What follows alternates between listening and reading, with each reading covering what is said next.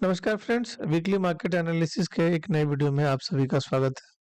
तो दोस्तों, last week की अगर हम बात करें तो निफ्टी में वैसे देखा जाए तो पिछले 5 दिनों में तो कुछ खास गिरावट नहीं देखने को मिली है, लेकिन लास्ट वीक की अगर हम बात करें तो लास्ट वीक में मात्र हमको 3 ट्रेडिंग डे ही मिला था। तो 23, 24 और 25, तो 3 दिनों की अगर हम बात करें तो फ्राइडे की क्लोजिंग था 21,638 और इस थर्सडे की क्लोजिंग हुई है 21,352। थर्सडे की क्लोजिंग इस वजह से हुई है क्योंकि फ्राइडे को 26 जनवरी को रिपब्लिक डे की हॉलीडे थी। तो अगर 3 दिनों की ही बात करें तो 21,638 से लेकर और 21,352 ऑलमोस्ट 300 पॉइंट से भी अधिक की गिरावट देखने को मिली है निफ्टी में पिछले वीक में।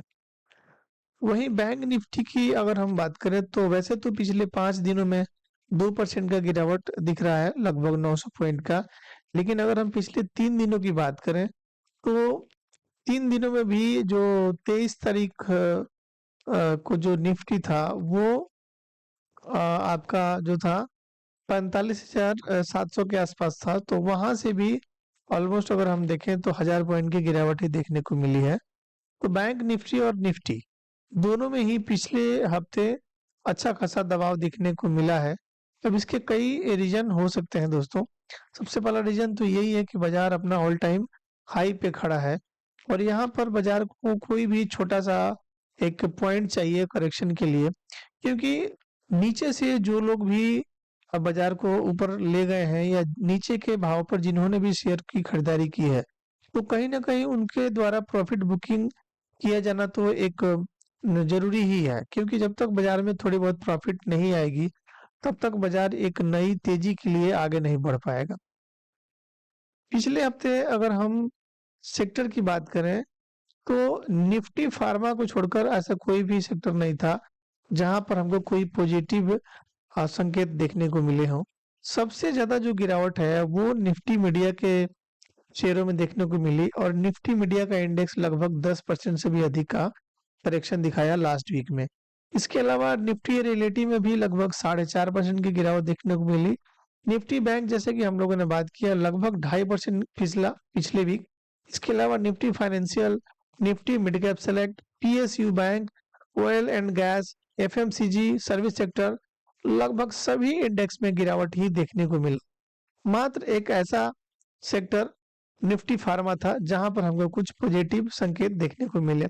तो दोस्तों, मिला जुला कर अगर हम देखें तो पिछला हफ्ता मार्केट के लिए अच्छा नहीं था और आने वाले जो हफ्ते हैं, आने वाला जो महीना है, उसमें किस तरह का परफॉर्मेंस हो सकता है बाजार का, ये सब कुछ डिपेंड करता है बजट के ऊपर। क्योंकि अभी ये जनवरी का लास्ट वीक चलने वाला है जिसमें कि 3 ट्रेडिंग डे रह गए हैं। अगर हम इसको छोड़ दें तो उसका अगला वीक बजट का वीक होता है और बजट का वीक बहुत ही अनसर्टेन हो सकता है नेक्स्ट महीने में। तो दोस्तों, अगर हम पूरे महीने की बात करें, हालांकि अभी इसमें 3 दिन बाकी है, तब भी देखें तो निफ्टी के जो स्टॉक्स हैं उनमें बहुत अच्छी खासी पिटाई हुई है। निफ्टी के स्टॉक में सबसे ज्यादा पिटाई इस महीने एचडीएफसी बैंक की हुई है, जिसमें लगभग 15% के आसपास की गिरावट देखने को मिली है। वहीं एशियन पेंट में भी 13% के आसपास गिरावट रही है। एल एन टी माइंड में 12%, आइसर मोटर में 10.5%, एचडीएफसी लाइफ में लगभग 9%। और ऐसे आप देख सकते हैं बहुत सारे निफ्टी के स्टॉक्स आपको दिख जा रहे हैं जहां पर अच्छी खासी पिटाई देखने को मिली है। दोस्तों, बाजार में सेंटीमेंट खराब होने का एक और सबसे बड़ा कारण क्या है, वो है एफआईआई की सेलिंग। अगर हम पिछले 6-7 ट्रेडिंग डे की बात करें तो एफआईआई ने हमारे मार्केट में जबरदस्त सेलिंग की है। यहाँ पर आपको दिख रहा होगा कि 17 जनवरी को एफआईआई ने ऑलमोस्ट 10,500 करोड़ की सेलिंग की है। वहीं 18 जनवरी को भी अगर आप देखें तो 9,900 करोड़ की सेलिंग की है एफआईआई ने। 19 जनवरी को 3,690 करोड़ के आसपास सेलिंग की है और 20 जनवरी को 545 करोड़ की सेलिंग की है। और लास्ट वीक की बात करें जिसमें मात्र 3 दिन थे, वहां पर भी अगर आप देखें तो 3,000 करोड़, 7,000 करोड़ और 2,000 करोड़, ऑलमोस्ट 12-12,500 करोड़ की सेलिंग पिछले 3 दिनों में की है एफआईआई ने। और हालांकि अभी फिलहाल 3 दिन बचे हुए हैं, बट इस 3 दिन को छोड़ दें तो भी हम पूरे जनवरी महीने में अगर हम देखें 29,000 करोड़ के आसपास की सेलिंग एफआईआई ने इस महीने और इस साल के शुरुआत में ही कर दी है। हालांकि पिछला जो महीना था दिसंबर 2023 का, उसमें एफआईआई ने 50,000 करोड़ के आसपास की बाइंग की थी, तो वो एक अच्छा महीना था। बट फिलहाल अभी तो 2024 का जो ये साल है, शुरुआत से ही थोड़ा बहुत निगेटिव दिख रहा है। अब आने वाला समय देखने वाला होगा कि बाजार किस तरह से परफॉर्म करता है। तो दोस्तों अब हम लोग अगले वीक में निफ्टी और बैंक निफ्टी के कुछ लेवल समझ लेते हैं कि कहाँ पर हमको मूवमेंट देखने को मिल सकती है। तो फ्रेंड्स ये है निफ्टी का चार्ट जो कि वीकली कैंडल का है। यहाँ पर अगर हम देखें तो यहाँ पर अगर हम देखें तो 21,760 का जो ये लेवल है, जो पिछले हफ्ते का हाई है, और नीचे का अगर हम देखें तो ये हमारे पास निकल के आ रहा है 21,000 का लेवल मान लेते हैं। तो ये दो लेवल काफी इंपॉर्टेंट होने वाले हैं। जिस प्रकार से पिछले हफ्ते हमको पिटाई देखने को मिली है, उसको देखते हुए क्लियरली दिख रहा है कि ये अगले हफ्ते में निफ्टी कम से कम 21,000 लेवल तक आ सकता है। मतलब यहाँ से भी 300-350 पॉइंट की गिरावट हमको निफ्टी में देखने को मिल सकती है। यहाँ पर आप डेली टाइम फ्रेम पर भी देख सकते हैं कि पिछले हफ्ते 3 दिनों में एक पहले दिन अगर हम ट्यूसडे की बात करें तो अच्छी खासी गिरावट रही, वेडनेसडे को थोड़ी बहुत रिकवरी थी, और थर्सडे के दिन फिर थोड़ी बहुत गिरावट रही। तो यहाँ पर ये जो दो लेवल है, ऊपर में 21,760 और नीचे 20,980 या 21,000 ही मान लेते हैं, तो ये काफी इंपॉर्टेंट। नीचे का जो है ये सपोर्ट का काम कर सकता है 20,980 या 21,000। और तेजी की बात करें तो जब तक 21,800 के ऊपर बाजार नहीं निकलता है, तब तक इसमें बहुत कोई अच्छी खासी तेजी देखने को नहीं मिल सकती है। इसकी तुलना में अगर हम बैंक निफ्टी की बात करें तो बैंक निफ्टी पिछले हफ्ते हमको ज्यादा वीक देखने को मिला है। यहाँ पर अगर आप देख पा रहे होंगे तो बैंक निफ्टी में लगातार 2 हफ्तों से बड़ी सेलिंग देखने को मिली है। और इस हफ्ते का अगर हम बात करें आने वाले हफ्ते में, और आने वाले हफ्ते की अगर हम बात करें तो हमारे पास लेवल निकल कर आता है, यहाँ पर आप देख पा रहे होंगे 43,222, और ऊपर की अगर हम बात करें तो ये है आपका 46,600 के आसपास। तो 43,200 का लेवल और ऊपर 46,000 का लेवल, ये दो इंपॉर्टेंट लेवल हो सकते हैं। और इस हफ्ते अगर निफ्टी 300 पॉइंट 350 पॉइंट नीचे खिसक सकता है और 21,000 का लेवल टच करता है, तो यहाँ पर भी कम से कम 1,000, 1,200 या 1,500 पॉइंट तक की गिरावट देखने को मिल सकती है। अब आइए मैं आपके साथ कुछ ऐसे स्टॉक के बारे में बात करता हूँ जहां पर आप अगले 1-2 महीने या 4-6 महीने के लिए अपनी स्विंग ट्रेडिंग की पोजीशन या लॉन्ग टर्म इन्वेस्टमेंट की पोजीशन बना सकते हैं। ये वैसे स्टॉक है जहां पर आपको टेक्निकल के साथ साथ फंडामेंटल्स भी बहुत अच्छे दिखाई देंगे। तो चलिए देख लेते हैं वो कौन से स्टॉक है। तो दोस्तों पहला स्टॉक है हमारा LIC, life insurance corporation of India. तो आप सभी इस कंपनी के बारे में अच्छी तरह से जानते होंगे, अच्छी तरह से परिचित होंगे। तो यहाँ पर आप देख पा रहे होंगे कि LIC की लिस्टिंग 16 मई 2022 में हुई थी, और उसके बाद इस स्टॉक में अच्छी खासी गिरावट देखने को मिली थी। और ये जो महीना था 20 नवंबर 2023 का, यहाँ पर इसने ब्रेकआउट दिया इस ट्रेंड लाइन का, और इस ट्रेंड लाइन का ब्रेकआउट देने के बाद में फिर ये धीरे धीरे ऊपर जा रहा है। फिलहाल अब ये स्टॉक, अब इसको हम मल्टी ईयर ब्रेकआउट तो नहीं बोल सकते हैं, but all time high breakout जरूर बोल सकते हैं। मल्टी ईयर ब्रेकआउट ट्रेडिंग के बारे में मैंने अपने पिछले कई वीडियो में अच्छे तरीके से बताया हुआ है और समझाया हुआ है कि किस तरह से उसमें टारगेट बनता है और कैसे स्टॉप लॉस बनता है। तो यहाँ पर भी अगर हम देखें तो यहाँ से जो इसका टारगेट बनता है वो इसका रेंज बनता है, जो कि यहाँ से अगर हम देखें तो ऑलमोस्ट इस लेवल से भी ऑलमोस्ट 40% का हमको तेजी देखने को मिल सकती है लाइफ इंश्योरेंस कॉर्पोरेशन में, जो कि फिलहाल इस मल्टी ईयर ब्रेकआउट तो नहीं कहेंगे, लेकिन फिलहाल इस जो रेंज का जो ब्रेकआउट है, और इस ब्रेकआउट हो भी चुका है, और ब्रेकआउट होने के बाद अगर हम देखें तो एक छोटा सा अगले पिछले हफ्ते का जो वीकली कैंडल है वो कंसोलिडेट भी कर रहा है। तो अगर ये स्टॉक कंसोलिडेशन होने के बाद, कंसोलिडेट होने के बाद इस हाई को फिर से क्रॉस करता है, तो आपको ये आराम से अपना टारगेट दे सकता है, जो कि इस रेट से लगभग 37 से 40% के आसपास बनता है। स्टॉप लॉस की बात करें तो आप यहाँ पर इस ब्रेकआउट कैंडल का स्टॉप लॉस लगा सकते हैं, जो कि लगभग 10 से 12% का बनता है। तो 10-12% के स्टॉप लॉस के साथ अगर आपको 40% का रिटर्न मिलता है, तो ये रिस्क रिवार्ड रेशियो के हिसाब से बहुत ही अच्छा स्टॉक हो सकता है। तो ये हम लोग LIC का जो फंडामेंटल है उसके बारे में थोड़ा सा समझ लेते हैं कि क्या खास है हमको और क्यों हमको इस स्टॉक में इन्वेस्टमेंट करना चाहिए। तो दोस्तों, मार्केट कैप की बात करें तो लगभग 5,71,000 करोड़ का मार्केट कैप है। और फिलहाल अगर हम पूरे मार्केट में देखें तो ये टॉप 10 में आ जाती है कंपनी मार्केट कैप के हिसाब से। स्टॉक का PE 15 के आसपास है, जो कि बहुत ही सस्ता है, ठीक है। रिटर्न ऑन कैपिटल एम्प्लॉयड 150% के आसपास है और रिटर्न ऑन इक्विटी जो है 133% के आसपास। तो दोस्तों, अगर आप पूरे मार्केट में लगभग जितने भी शेयर हैं उन सबको भी स्टडी कर लें तो आपको ये रिटर्न ऑन इक्विटी और रिटर्न ऑन कैपिटल एम्प्लॉयड कहीं पर भी देखने को नहीं मिलेगा। इतना शानदार ये परफॉर्मेंस है। बुक वैल्यू 96 रुपए है और बुक वैल्यू के कंपेयर में अगर करंट मार्केट प्राइस का है तो बिल्कुल थोड़ा सा महंगा है, जो कि लगभग 10 टाइम्स है। चूंकि इसका रिटर्न ऑन इक्विटी और रिटर्न ऑन कैपिटल एम्प्लॉयड इतना हाई है कि यहाँ पर इसका बुक वैल्यू ज्यादा होना बनता ही बनता है। निश्चित तौर पर इस तरह के स्टॉक डिमांड में रहेंगे ही रहेंगे। डिविडेंड कंपनी हर साल दे ही रही है।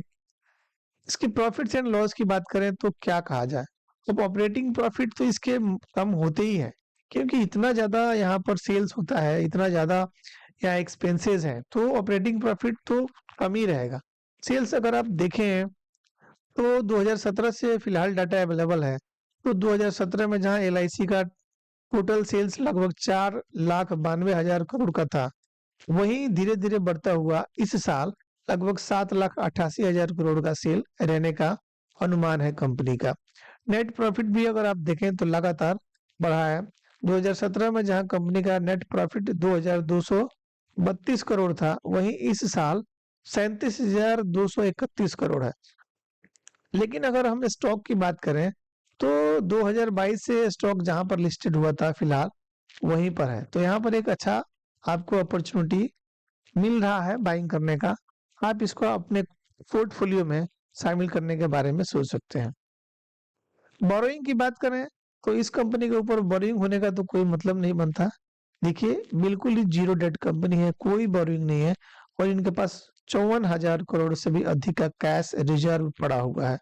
तो ये एक बहुत कैश फ्लो कंपनी है, कैश रिच कंपनी है। इस तरह की कंपनियों में हो सकता है आपको ग्रोथ या हो सकता है आपका जो अप्रिसिएशन है शेयर प्राइस का वो थोड़ा हल्का देखने को मिले, बट ये टोटली रिस्क फ्री कंपनियां हैं। इन्वेस्टर्स की बात करें तो फिलहाल इसमें कौन इन्वेस्टेड है आप देख सकते हैं। 96.5% स्टेक प्रमोटर के पास है और प्रमोटर कौन है? President of India. अब आप सोचिए कि जहां 96.5% स्टेक प्रमोटर के पास है, कंपनी के पास है, तो पब्लिक में क्या हो सकता है? पब्लिक में देखिए 2.43% और 1% DII के पास है, 0.06% जो है वो FII के पास है। तो यहाँ पर किसी भी प्रकार की बड़ी तेजी आने का कोई दूसरा कारण दिख ही नहीं रहा है। यहाँ पर टोटल शेयर जो है वो प्रमोटर के पास है, पब्लिक के पास मात्र 2.5% शेयर है। हालांकि इसका 2.5% शेयर भी बहुत ज्यादा है, बट फिर भी अगर स्टेक के हिसाब से देखें तो 2.5% बहुत ही ऐसी कम कंपनियां होंगी जहां पर जो ये 2.5% पब्लिक के पास है ऐसा होता हो और 96% या 97% प्रमोटर के पास है, इस तरह का दिखे, बहुत ही कम कंपनियां मिलेंगी। तो दोस्तों, फंडामेंटल और टेक्निकल दोनों हिसाब से ये कंपनी बेस्ट फिलहाल दिख रही है और आने वाले टाइम में आपको 30 से 40% का रिटर्न बहुत ही आसानी से दे सकती है। तो आप इसे अपने पोर्टफोलियो में शामिल करने के बारे में सोच सकते हैं। दोस्तों, आज की हमारी दूसरी कंपनी है ओएल इंडिया लिमिटेड। तो जैसे दोस्तों आप सभी को पता है कि ये भी एक PSU कंपनी है, ये भी गवर्नमेंट की ही कंपनी है। लेकिन इससे कोई फर्क नहीं पड़ता है कि कंपनी गवर्नमेंट है या प्राइवेट है। अगर कंपनी फंडामेंटली स्ट्रांग है और आपको चार्ट पर भी अच्छा खासा ब्रेकआउट दे रही है या टारगेट दे रही है, तो हमको इन्वेस्ट करने में कोई परहेज नहीं होना चाहिए। यहाँ पर अगर आप देखें तो ऑयल इंडिया में 2009 से लिस्टिंग के बाद कुछ खास ज्यादा गेन देखने को नहीं मिला है और कंपनी एक रेंज में ही कंसोलिडेट हो रही है। कंपनी का जो प्राइस है वो एक ही रेंज में कंसोलिडेट हो रहा है और फिलहाल अब ये ब्रेकआउट दिया है। अगर हम बात करें तो ये दिसंबर महीने में, और ब्रेकआउट देने के बाद अगर आप देखें तो वहां से भी इसमें अच्छी खासी तेजी हो चुकी है। अगर हम बात करें तो ऑलमोस्ट 10% के आसपास की तेजी हो गई है, बट अभी भी इसमें बहुत सारा पोटेंशियल बाकी है। तो इसका अगर हम रेंज का कैलकुलेशन करें तो यहाँ से जो भी रेंज बनता है इसको हमने ऐसे कैलकुलेट करा और इसको ऊपर हमने रख दिया। तो फिलहाल अभी यहाँ से इस ब्रेकआउट के बाद अगर देखें तो 80% के आसपास का इसमें टारगेट अभी बनता है बाय करने के बाद। और फिलहाल अगर हम इसका स्टॉप लॉस की बात करें तो इसमें स्टॉप लॉस भी अगर हम देखें तो मेरे हिसाब से ना थोड़ा सा वेट करना बनता है, और स्टॉक अगर हमको यहाँ पर 380 के आसपास मिल जाता है तो ये ज्यादा बढ़िया होगा, क्योंकि हमारा स्टॉप लॉस इसमें ऑलमोस्ट इस कैंडल के नीचे बनता है जो कि है आपका 304 रुपए। तो 304 रुपए पर अगर हम स्टॉप लॉस डालते हैं तो हमारा स्टॉप लॉस ऑलमोस्ट अगर हम इस प्राइस पर लेते हैं तो ये बन जाता है 24%, जो कि बहुत ज्यादा है। तो हमको क्या करना चाहिए, हमको थोड़ा सा शेयर यहाँ पर ले लेना चाहिए 50% के आसपास, और 50% शेयर के लिए हमको नीचे का प्राइस वेट करना चाहिए 360 या 370 के आसपास। तो बाजार में आपको मौके मिल सकते हैं, क्योंकि बाजार में इस महीने थोड़ी बहुत वोलेटिलिटी है, जिस कारण से आपको ये आराम से मौका मिल सकता है कि आप फिलहाल इसको इस भाव पर खरीदें और थोड़े से स्टॉक आप नीचे के भाव पर खरीदें। तो यहाँ पर भी आपको टारगेट अच्छा खासा मिल सकता है। और फिलहाल अगर हम टारगेट की बात करें तो यहाँ से भी अगर आप देखें तो लगभग 68% के आसपास का रिटर्न आपको ऑयल इंडिया में मिल सकता है टेक्निकल टारगेट के हिसाब से। तो दोस्तों, आज की हमारी तीसरी कंपनी है जेनसार टेक्नोलॉजी। तो यहाँ पर अगर आप देखें तो अगस्त 2021 से लेकर और ये दिसंबर 2023 तक कंपनी का जो ये शेयर है, जेनसार टेक्नोलॉजी का जो शेयर है, कंसोलिडेट हुआ है एक ही प्राइस में। और यहाँ पर अगर आप देखें तो 2022 से लेकर ये 23 के जनवरी तक अच्छा खासा इसमें गिरावट देखने को मिला है, और उसके बाद अगर आप देखें तो यहाँ से फिर से एक बड़ा देखने को मिल रहा है। तो फिलहाल इस रेंज का इसने ब्रेकआउट दे दिया है, और अगर हम इस ब्रेकआउट का रेंज देखें तो ऑलमोस्ट ये बनता है आपका यहाँ से 63% के आसपास, अगर इस ब्रेकआउट के बाद स्टॉक ऊपर जाता है तो। और मोस्ट प्रोबेबली इस तरह का ब्रेकआउट अगर है तो ये ऊपर जाने की पूरी पूरी संभावना रखता है। तो यहाँ पर अगर हम रिस्क रिवार्ड रेशियो की बात करें तो हमको अच्छा खासा रिस्क रिवार्ड रेशियो मिल सकता है फिलहाल यहाँ। देखिए, ये ब्रेकआउट लिया, ब्रेकआउट करने के बाद में थोड़ा सा कंसोलिडेट करते हुए नीचे आया और ये फिर से एक बार ऊपर जाने की तैयारी में है।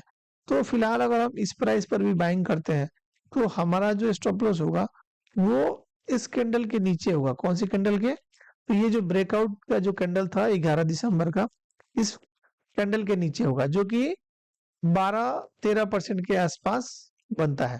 तो 12-13% के स्टॉप लॉस के साथ अगर हम टारगेट की बात करें तो ऑलमोस्ट इसमें 64% के आसपास टारगेट बनता है, जो कि 1:5 से भी ज्यादा है। तो यहाँ पर आप अपना पोजीशन बनाने के बारे में सोच सकते हैं। कंपनी है जेनसार टेक्नोलॉजी। तो दोस्तों, ये थे इस हफ्ते के कुछ स्टॉक्स। उम्मीद करता हूँ ये वीडियो आपको पसंद आई होगी। अगर वीडियो पसंद आई है तो इसे लाइक करिए, चैनल को भी सब्सक्राइब करिए। मिलेंगे एक नए वीडियो में एक नए एनालिसिस के साथ। तब तक सीखते रहिए और इन्वेस्ट करते रहिए।